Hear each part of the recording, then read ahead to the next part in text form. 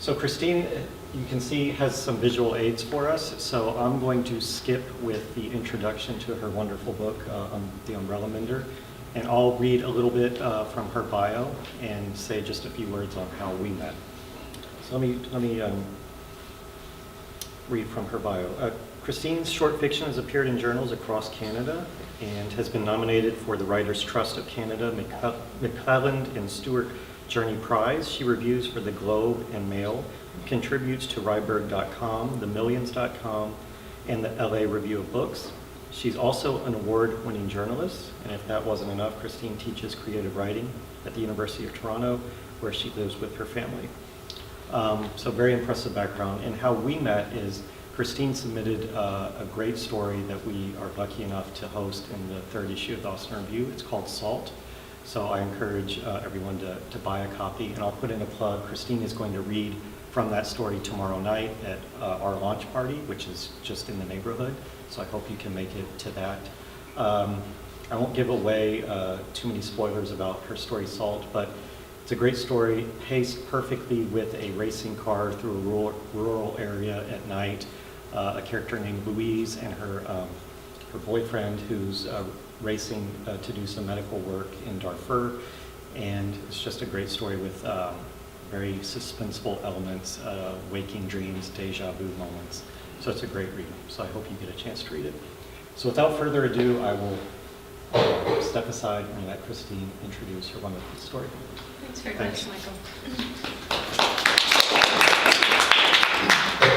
It's so great to see so many people out here. I'm so excited to be here even. And it's all because of the Austin Review, in fact, actually, because of the party they were having, and then we were able to set this up for my novels. So I'm very excited to be here to, this is my first American reading ever. So I have a little bit of a presentation to show you first, and then I'm going to do a short reading. Just because there's a bit of a backstory that to my novel that people usually find a bit interesting. So first of all, I wanted to just give you a little bit of geography. My novel, this novel that I'm going to be reading to you from, is set primarily in Moose Factory, Ontario.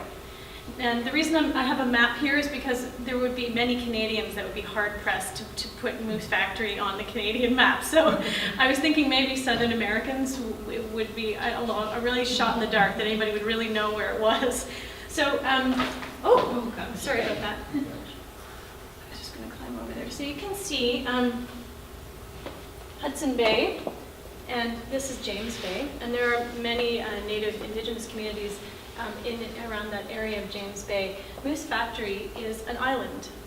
It's about 4 kilometers by 1 kilometer, and it's in the Moose River. I don't know if you can see the Moose River at the top of that red arrow point. It runs out of James Bay. And this was actually kind of an important community. It was actually the first English language settlement in Ontario. It was established in 1671, and at that time Canada was French. It was settled by the French at that point, and the British were trying to make, some headway. The Hudson's Bay Company set up a trading post here in Moose Factory, and it was a nice access point for the furs to go, because they could go up through the river, through James Bay, Hudson Bay, and then out to Europe with the furs. The old meaning of the word factory is a trading post. So that's where that comes from. And there was actually a position called the factor. So he was the head man in charge of the fur trading post. So the reason that my novel has anything to do with that place is because in the early 1950s, there was a tuberculosis epidemic that was happening in northern Canada. It was actually, of course, tuberculosis was an epidemic for a long time for everywhere, but it got really out of hand in northern communities for some reason. There was the indigenous physical system didn't seem to have any natural resistance. So in some communities, it was as high as 9 in 10 were sick with tuberculosis, so it would have wiped them out. So a hospital was built there. And I came by this knowledge by my great uncle through marriage, who, when he found I was the family writer, wanted to give me his memoirs. And so that's where the beginning of my novel came, was from his memoirs that he wrote. We had this lovely correspondence. We didn't live in the same place, but he would send me these packages. And for a long time, I was wondering, did he want me to edit it? Did he want me to help him find a publisher? And finally, he just said, I just want you to read it. And I had started a doctorate. At that time, I was 35, and I was reading these memoirs. And of course, like many journalists, I'd always wanted to write a novel. So I was reading these memoirs and was in the first term of a doctorate. And it was, choirs of angels were singing, the heavens opened up. It was the idea that was big enough for a novel. So I did the most prudent thing, and I abandoned my doctoral studies. 10 years later, here's the novel. Here's just a couple images from Moose Factory. It's the island at the time of my novel, around this time, 1950, had about 700 white people 700 Native people and about 100 white people that were working for the hospital. And in the winter time, the Moose River would freeze over completely, so that it was actually used as an ice road in the winter. Continues to be.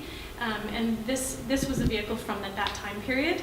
It was made by, I don't know if you know the company Bombardier. They make jet planes now.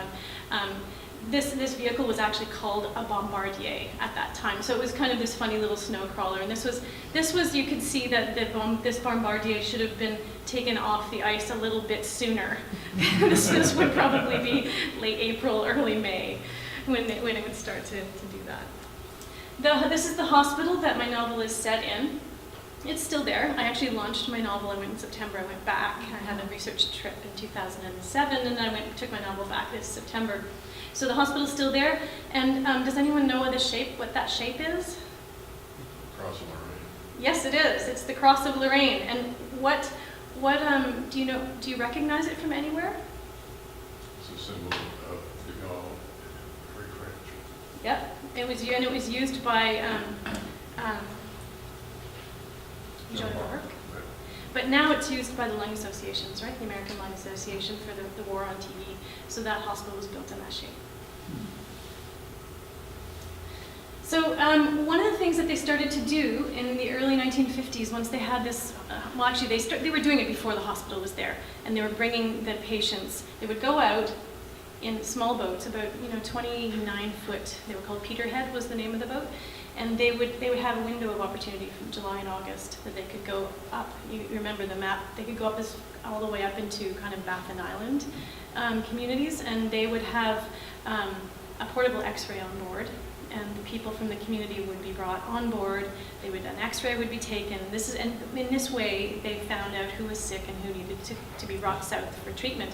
So before the hospital was established, they were brought all the way to Hamilton, which is about more than 1,000 kilometers south of Moose Factory. So by the time this had been happening for a couple of summers, people would run away when they saw the boat coming. So that was one of the reasons the hospital was built closer. They could kind of visualize where it was. So this is a photograph that was taken from one of the survey boats by an Inuit photographer. His name is Peter Pitsiolak. He does incredibly beautiful work. And if you want to look him up, talk to me after. I'll give you the spelling of his name. He did very beautiful photography. And this is just a still from some footage that my great uncle shot from the survey boat. That was just a still from his film of that going and doing that voyage in July and in August. So I'm going to be actually reading to you from a part of the novel about halfway through, and it happens at a time that the main character in the novel, her name is Hazel, she's a nurse. She has been invited to come on the survey boat, which was a big deal. Because usually women weren't allowed to go on the survey boat. So she's on the survey boat, and what else do you need to know about that? They're going to one of the James Bay communities, and it was known as Rupert's House in 1951. It's now known as, its name is Waskanganish. And some of the Cree members of the community have fled for the hills, and they're told about this by the RCMP officer who is there to greet them. The other people that you need to know for this scene, Henry Etcham, he's the Cree deckhand. He goes out on the voyages. He helps a little bit with translation, but he knows no Inuktitut at all. He can only speak Cree. Lachlan and Charlie are the two doctors that are in charge, and Broadfoot is the RCMP officer who has greeted them on shore.